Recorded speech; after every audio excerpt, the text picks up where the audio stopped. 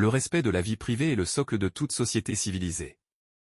Cette citation du philosophe Ralph Waldo Emerson met en lumière l'importance cruciale de préserver la vie privée dans notre société.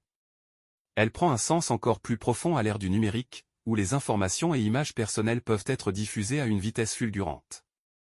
La violation de la vie privée et son exposition sur les plateformes en ligne peuvent entraîner des préjudices irréparables, impactant profondément la sphère personnelle, professionnelle et psychologique des victimes. L'histoire qui suit illustre de façon marquante les conséquences de telles violations.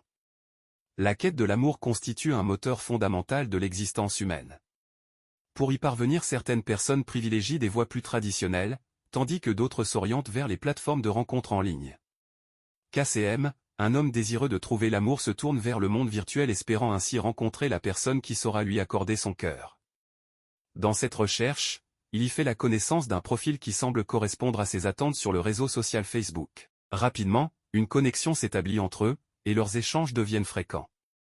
Au fur et à mesure qu'ils communiquent, une relation amoureuse virtuelle se développe et leur conversation engage plus d'intimité. Pour pimenter leur amour, ils décident de s'envoyer des images à caractère sexuel. Tout semblait se dérouler à merveille jusqu'au jour où KCM reçoit un message anonyme qui bouleverse profondément sa quiétude.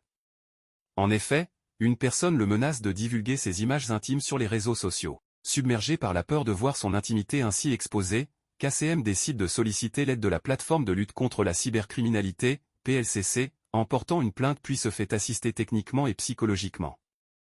Les investigations menées par la PLCC, en collaboration avec le laboratoire de criminalistique numérique ont permis l'interpellation de SAC. Il avoue rapidement sa culpabilité lors de son interrogatoire. Il admet être l'auteur des menaces envers KCM et mentionne avoir récemment commencé des activités de cybercriminalité avec KCM comme première victime. SAC affirme lui avoir extorqué la somme de 100 000 francs CFA, 100 000 francs CFA. En conclusion, SAC a été conduit devant le parquet pour menace de publication de contenu à caractère sexuel sur Internet et escroquerie.